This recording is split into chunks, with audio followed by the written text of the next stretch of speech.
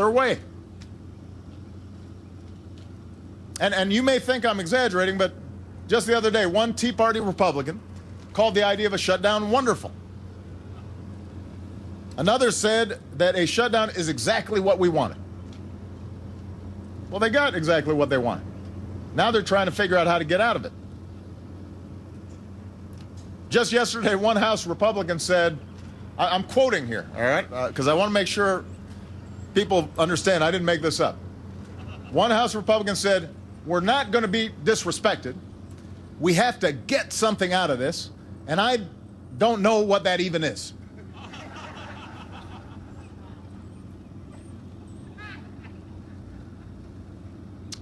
That was a quote. We're not going to be disrespected. We got to get something out of this, and I don't know what that even is. Think about that.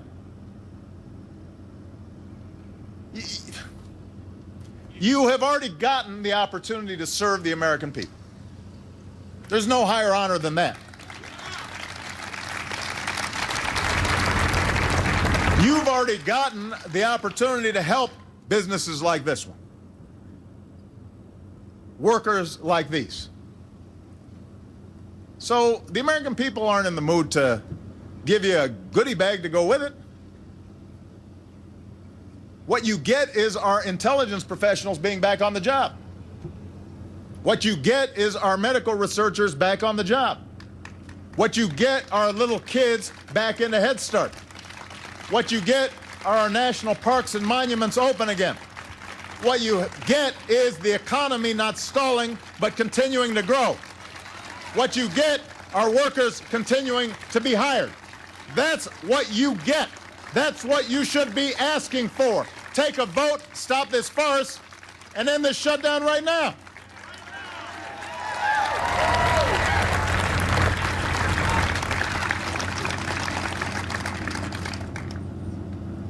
If you're being disrespected, it's because of that attitude you got. That you deserve to get something for doing your job. Everybody here just does their job, right? You don't, if you're working here and in the middle of the day you just stopped and said, you know what, I want to get something, but I don't know exactly what I'm going to get, but I'm just going to stop working until I get something, and I'm going to shut down the whole plant until I get something. You'd get fired. Right? Because the deal is you've already gotten hired, you've got a job, you're getting a paycheck, and so you also are getting the pride of doing a good job and contributing to a business and looking out for your fellow workers. That's what you're getting. Well, it shouldn't be any different for a member of Congress. Now, unlike past shutdowns, I want to make sure everybody understands this, because again, sometimes the tendency is to say, well, both sides are at fault. This one has nothing to do with deficits or spending or budgets. Our deficits are falling at the fastest pace in 60 years. We've cut the deficits in half since I took office.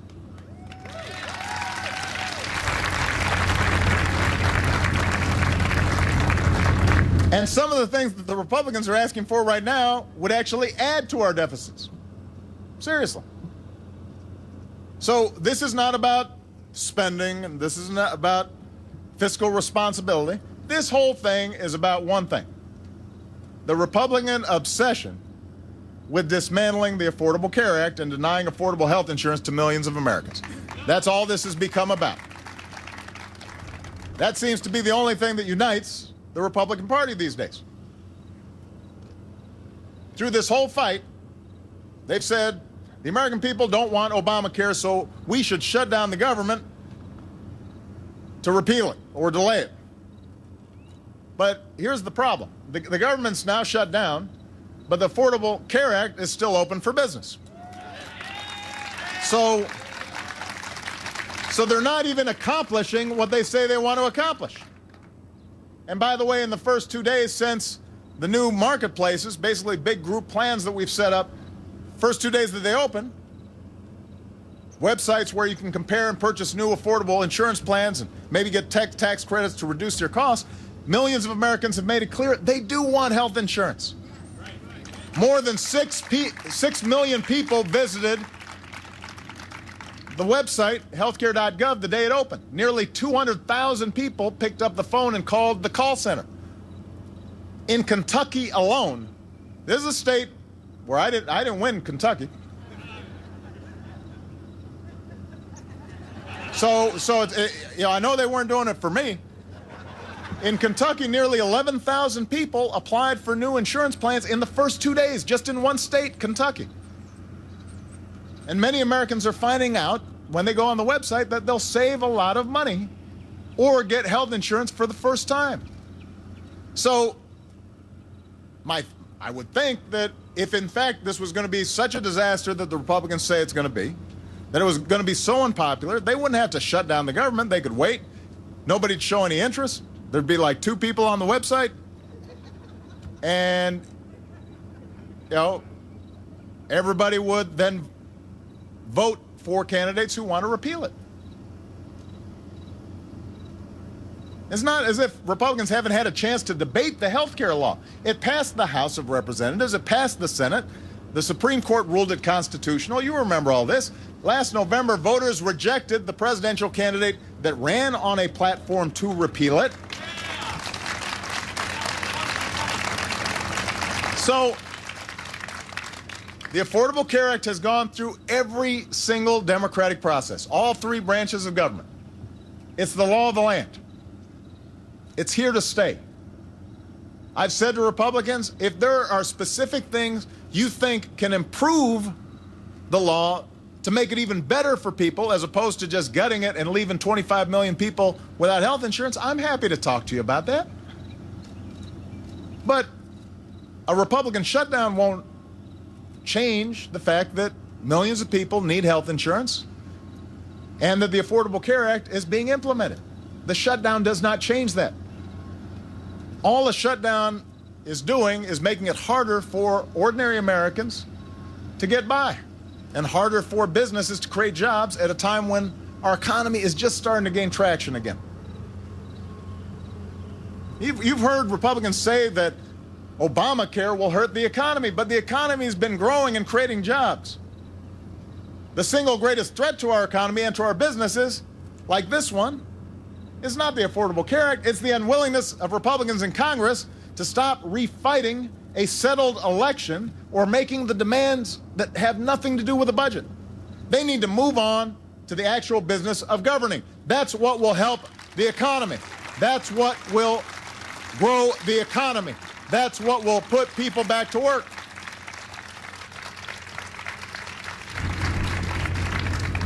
And more than that, House Republicans need to stop careening from one crisis to another in everything they do. Have you noticed that? Since they've taken over the House of Representatives, we have one of these crises every 3 months. Have you noticed? And you keep on thinking, all right, well, this is going to be the last one. They're not going to do this again. And then they do it again. I know you're tired of it. I'm tired of it. It doesn't mean that they're wrong on every single issue. I've said I'm happy to negotiate with you on anything. I don't think any one party has a monopoly on wisdom, but you don't negotiate by putting a gun to the other person's head. Or worse yet, by putting a gun to the American people's head by threatening a shutdown. And by the way, even after Congress reopens your government, it's going to have to turn around very quickly and do something else. And that's pay America's bills. I want to spend a little time on this. It's something called raising the debt ceiling. And it's got a lousy name, so a lot of people end up thinking, I don't know, I don't think we should raise our debt ceiling because it sounds like we're raising our debt. But that's not what this is about. It doesn't cost taxpayers a single dime. It doesn't grow our deficits by a single dime. It doesn't allow anybody to spend any new money whatsoever. So it's not something that raises our debt. What it does is allow the U.S. Treasury, the U.S. government, to pay the bills that Congress has already racked up. I want you to think about this. If you go to a restaurant, you order a meal, you eat it, maybe you have some wine, maybe you have 2 glasses of wine. Great meal. And then you look at the tab, it's pretty expensive, and you decide, I'm not going to pay the bill. Well, you're not saving money. You're not being frugal. You're just a deadbeat. Right? If you buy a house and you decide, man, this month, yeah, I'd rather go on vacation somewhere, so I'm not going to pay my mortgage. You didn't just save yourself some money. You're just going to get foreclosed on. So you don't save money by not paying your bills. You don't reduce your debt by not paying your bills. All you're doing is making yourself unreliable and hurting your credit rating. And you'll start getting those phone calls and those notices in the mail. And the next time you try to borrow, somebody's going to say, because you don't pay your bills. You're a deadbeat. Well, the same is true for countries. The only thing that the debt ceiling does is to let the U.S. Treasury pay for what Congress has already bought. That's why it's something that has been routine.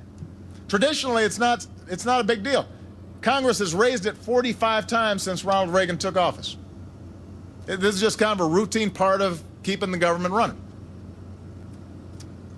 The last time the House Republicans flirted with not raising the debt ceiling, back in 2011, some of you remember this, our economy took a bad hit. Our country's credit rating was downgraded for the first time, just like you'd be downgraded if you didn't pay your mortgage. This time, they are threatening to actually force the United States to default on its obligations for the very first time in history. Now, you'll hear John Boehner and Mitch McConnell and these other Republicans say, we don't want to default. But everybody knows, it's written about in all the papers, that their basic theory is, okay, if the shutdown doesn't work, then we are going to try to get some extra concessions out of the president. We'll put like a long laundry list of all the things that we want that we can't get passed on our own. And if we don't get it, we'll tell them we won't vote to pay the country's bills. We'll let the country default. I'm not just making this up. I mean, it's common knowledge. Every reporter here knows it. And I want you to understand the consequences of this. As reckless as a government shutdown is, as many people as are being hurt by a government shutdown, an economic shutdown that results from default would be dramatically worse. In a government shutdown, Social Security checks still go out on time. In an economic shutdown, if we don't raise the debt ceiling, they don't go out on time.